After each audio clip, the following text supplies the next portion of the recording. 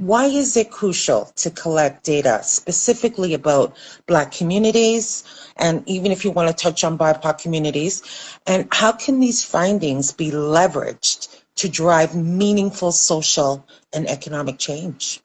Okay, a very good question. As again, I said, my name is Justin Pierre. I'm a labor market consultant. So we provide a lot of information, analysis about the labor market, about the workforce population, about the working population, or the voting population, persons who are above the age of 16 years. And we have been doing this job for over 20 years. We are known internationally as a company. Collectively, we have conducted over 300 studies on the black population in over 40 countries. So our firm has conducted more research on the Black population than any other organization in Canada. So we believe that we could make an progressive input in how Black people and the Black population should be governed. And it's not my word. Okay, so for example, based on the World Bank, because there are more Black people outside of Canada than there are Black people in Canada, we have to take the data from an established and standardized organization. So the World Bank has been conducting these labor market needs assessment for well over 70 years. So since 1950, the World Bank has been conducting what is called a labor market needs assessment. It has been done over 140 countries. Black countries have conducted labor market needs assessment, because in the World Bank policies, the foundation of development of any country is to first go into a country and conduct a labor market needs assessment together, obviously, with a census, a population census, labor force surveys, etc. But I just want to tell people that in the history of Canada, in the history of Black Canada, a labor market needs assessment has never been conducted. Imagine the foundation that the World Bank since the 1950s recommended for the development of countries, a labor market needs assessment. That specific type of survey has never been conducted on Black people in the history of Canada. So we realize that we know why there are problems. So in other countries, so for example, countries like South Africa, countries like India, Japan was the first country after the war that conducted labor market needs assessment. India has conducted many labor market. Look at where India is today. China, Singapore, Jamaica, South Africa. Many countries in the world, St. Lucia, Grenada, Guyana, all these Black countries have conducted labor market needs assessment, except Canada. There are 1.5 million people in Canada.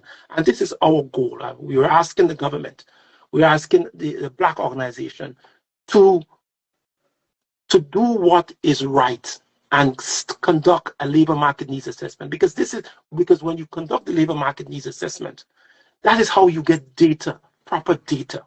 So for example, Althea, if I ask you, how many Black nurses, lawyers, doctors, engineers, plumbers, school teachers do we need for the next 3, 4, 5, 7 years? Which industry which industry should you send your son?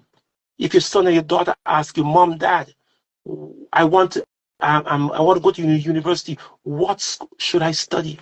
You have no answer. You cannot tell them, because the labor market needs assessment has never been conducted in your community in the history of Black Canada. Yes, there are labor market projects conducted in other ethnic groups, but not in the Black community. So a labor market needs assessment definitely is crucial. The reason why it's crucial, because it addresses systemic issues, all of the inequalities. Okay, it also is in terms of informing policies and decisions, because you will have the data now to make decisions. Because we are 1.5 million people, we are a specific subset of people. And therefore the conditions that are peculiar to us are not peculiar to the wider population. So, so we have to be surveyed differently, and projections for us should be calculated differently. However, over the last 70 years, this specific survey that has been recommended by the World Bank has never been conducted. And that's why we have all the problems. Okay. And why this data is important, because let's give you some stats. We are 1.5 million people. Okay. We have a labor force of about 1.1 million people. We have one of the youngest population in Canada. Of the average Black person is 29.6 years, compared to the average Canadian, which is 41.2 years. So we are the younger population. But what is interesting is that we also have the highest dependency ratio, meaning that because we have such a young population, many of our people, or the one who work over the age of 16 or 18, the young children and the older person have to depend on us.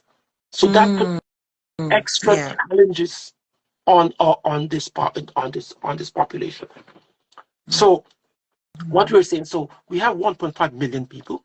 We also have 144,000 people who are identified as Black businesses, but there are in fact 27,000 Black employers, and this is a number you have to be interested in.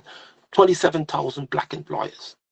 It means that we have, as an ethnic group, we have the lowest employer to population ratio, which is an indicator, which is of 2.6%, which is the lowest in which is the lowest. What it means out here is that we as a people cannot employ our children when our children leave school. That is why there's so much crime in the community. There's so much, in the jail. There's so much, high unemployment. All these are indicators. It's because the lack of a labor market needs assessment. And you're asking the government, you're asking your ministers, your provincial persons to let us conduct a labor market needs assessment. And we don't know. We do not know if it's intentional or if it's something that they do not know. But these are the things that